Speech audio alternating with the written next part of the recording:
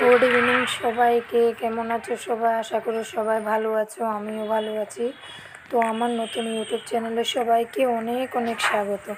তো আমি যাচ্ছি সমুদ্রে ঘুরতে। 1 ঘন্টার উপরে বাস পাচ্ছি না, বাস বুকিং ছিল, তারপরও আসছে না। এখন ফাইনালি বাস আসলো, উঠে বসলাম।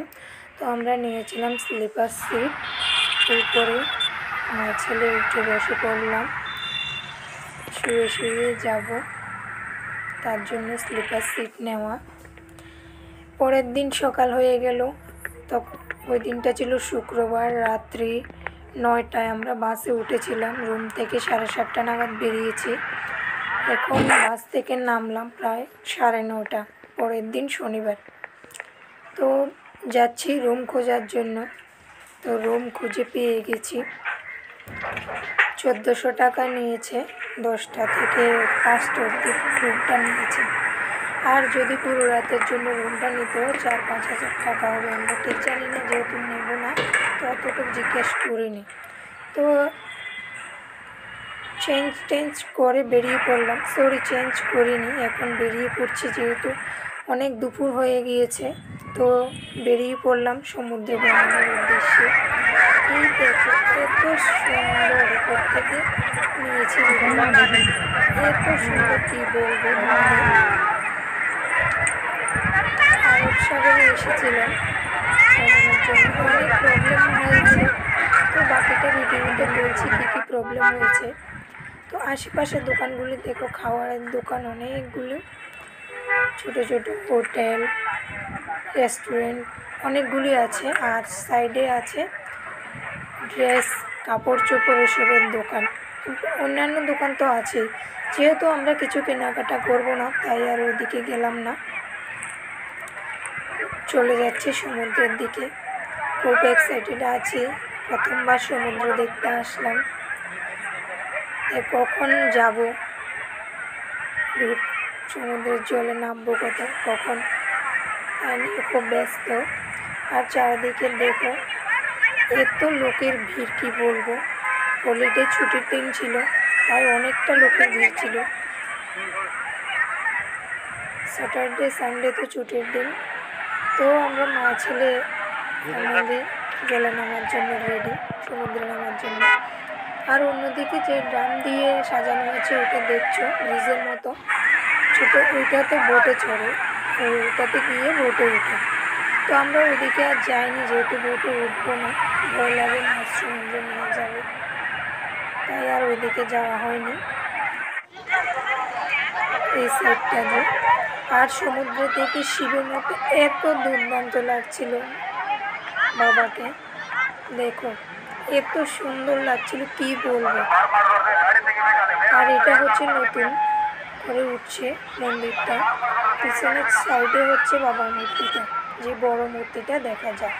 সামনের সাইডে মন্দিরটা উঠছে, এখনো নতুন, পুরো সম্পূর্ণ হয়নি, ওটা কাজ চলছে এখনো। বারবার নিতে ইচ্ছে করছিল ভিডিওটা। এত সুন্দর, 3 দিকে সমুদ্র, মাঝখানে মন্দিরটা। অবশ্যই একবার কেউ যদি সুযোগ পাও অবশ্যই আসবে আরব সাগরে। আর মন্দিরটার নাম মধুকেশ্বর টেম্পল, মধুকেশ্বর দেবা টেম্পল। এই মন্দিরটা নিয়ে একটা কাহিনী ছিল। যাই হোক, ওই পার্টটা আমি মন্দিরের যখন ভিতরে পার্টটা দেব তখন তোমাদের সাথে একটু শেয়ার করবো। আমি যতটুকু জানি ততটা আমি জানি না। আর এদিকে দেখো, আমি তো পুরো পাগল হয়ে গেছি, যেন সমুদ্রে স্নান করছি, উঠছি, কী করছি বুঝতে পারছি না, পাগল। আর ঢেউগুলি যখন আসছে সমুদ্রে, কি বলবো, যখন ভাসিয়ে নিয়ে যাবে কোথায়, এমন মনে হচ্ছে। উঠতে মন চাইছিল না, শুধু স্নান করতে ইচ্ছে করছিল সমুদ্রের নোনা জলে। যাই হোক, একটা সময়ের পর তো ফিরতেই হয়। তো আমরা 10টা নাগাদ এসেছিলাম, তো আর কিছুক্ষণ থেকেই চলে যাব।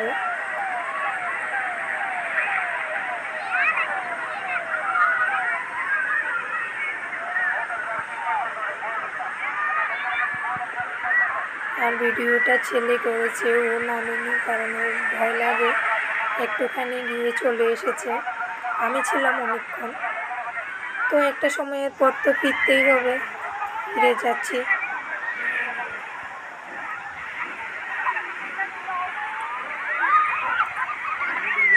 রুমের উদ্দেশ্যে আমাদের যাওয়ার টিকিটটা করিনি, তাই টিকিটটা কেউ যদি গিয়ে আসার সিদ্ধান্ত থাকে না থাকার, তাহলে আগেই টিকিটটা করে নিও। কারণ আমরা অনেক কষ্টে